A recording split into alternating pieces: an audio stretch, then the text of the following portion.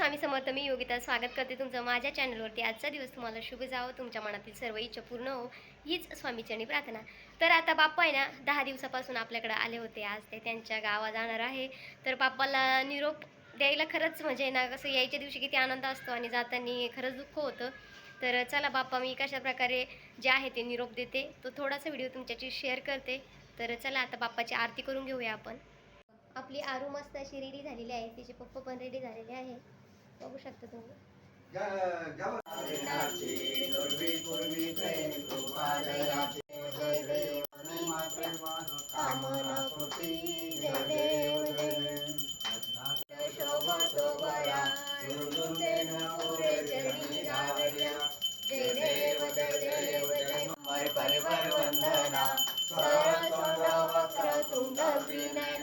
दास रामाचा वाटपा हे सन्ना, संकष्टी पावावे निर्वाणी रक्षावे सुरवर वंदना.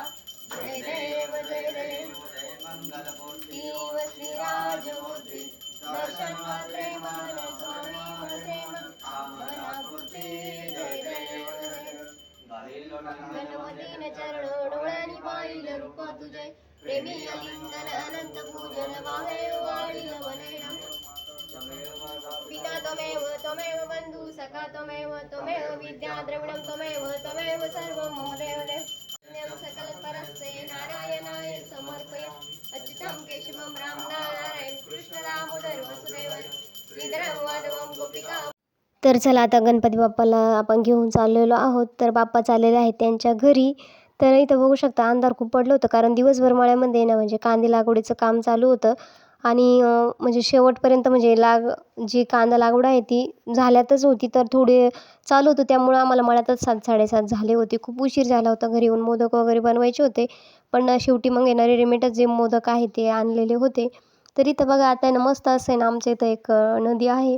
तर नदीवरतीच आहे ना सर्वजण जो बाप्पा आहे ते विसर्जन करतात. तर इथे ना मला वाटलं होतं दिवा राहणार नाही, पण मग आहोने थोडासा जुगाड लावला आणि जो दिवा आहे तो राहिला. तर इथं तुम्हाला मोदक दिसत असतील.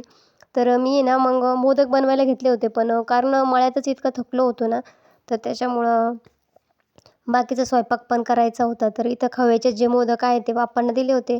आले त्या दिवशी त्यांना तळलेले मोदक दिले होते. याच्या आधी पण आपण उकडीचे मोदक बाप्पांना दिले होते. तर बाप्पा होते ना तोपर्यंत घरात खरंच खूप मन प्रसन्न वाटत होतं आणि आता जरासं घर खाली खाली वाटत होतं. तर आता इथं आपल्याला आरती करायची आहे.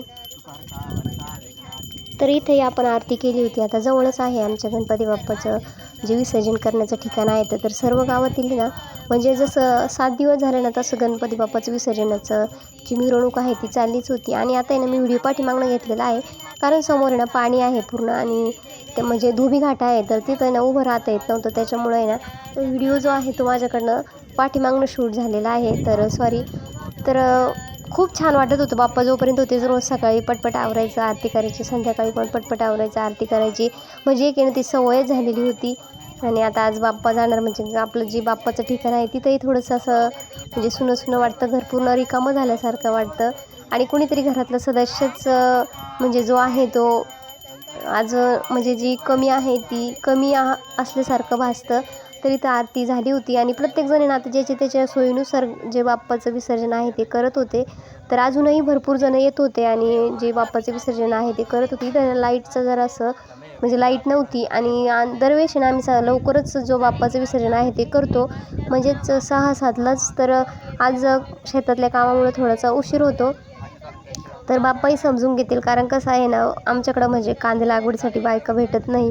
आता इकडं तिकडे भेटलं आणि त्याच्यामुळं ते लागण होणं महत्त्वाचं होतं.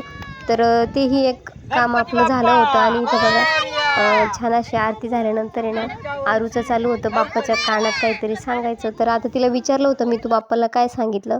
तर ती बोलली की सांगायचं नसतं. आता तिने बाप्पाकडं काय मागितलं काय माहीत नाही. तर राधिकानाही काहीतरी मागितलं, पण मी खरं सांगू का, मी बाप्पाकडं काहीच मागत नाही, कधीच नाही, कोणत्याच देवाकडं काही मागतच नाही. कारण आहे ना म्हणजे ना मला महागाईचीच भीती वाटते असं म्हटलं तरी चालेल. कारण फक्त देवाला मी एवढं सांगेल की आहे ते सुखात राहू दे, बस, बाकी मला काही नको. आणि खरंच मी कधीच नाही मागत. मला देवाकडे आहे ना मग तर त्याची सेवा करायची म्हणून करते, पण मला मागायला बिलकुलही आवडत नाही. त्याने भरपूर असं काही दिलेलं आहे आणि त्यातच मी खूप सुखी आहे. तर बघा इथं आता मुलींचं आहे ना जे आहे ते फोटो चालले होते, तर पण तिथे ना लाईटचा प्रॉब्लेम होता. लाईटमुळे ना त्याच्या डोळ्यामध्ये लाईट चमकत होता. तर शेजारी तुम्हाला दिसत असेल पुन्हा गणपती विसर्जनासाठी सर्वजण इथं आलेले होते, त्यांची आरती वगैरे चालू होती आणि इकडं आमच्या साईडला पण होते. तर अंधारामुळं कोण होतं काय ओळखू येत नव्हतं. तर फायनली आपल्याला तरी 8-8:30 वाजले होते. तर स्वयंपाक काही मी केला होता, काही करायचा बाकी होता आणि आता बाप्पा आल्यानंतरही काहीतरी गोडधोडाचं आपण करतोच आणि ज्यावेळेस बाप्पा जाणार असते तेव्हाही करायचंच असतं. तर इथं मग आहे ना जी कलाकंद आहे ते आणलेलं होतं. तर छान असं म्हणजे बाप्पाचं नैवेद्य म्हणून जे ताट केलं होतं ते तुम्हाला मी दाखवेलच आणि गावात भरपूर अशा मिरवणूक वगैरे निघतात. तर इथं बाप्पा आता चाललेले आहेत. मोबाईल कोणाकडे नाही ना? मोबाईल नाही कोणाकडे? मोबाईल कोणाकडे? काकाचा मोबाईल आहे ना? हा चला सोडा. हा हा सोडा. हा सोडा. अरे हा सरळ झाला सरळ. हा करू सोडू का?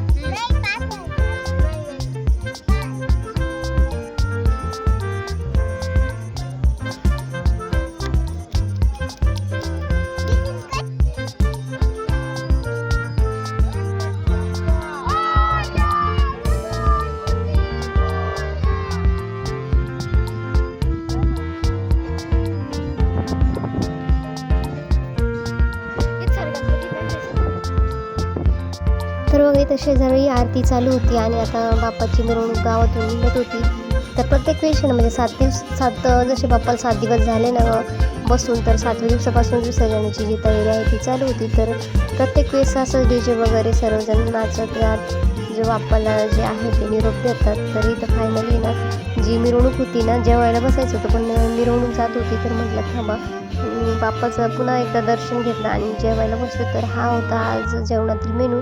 तर माझा व्हिडिओ कसा वाटला कमेंट करून नक्की सांगा. व्हिडिओ बघितल्याबद्दल धन्यवाद. जय जय जाऊ जय शिव.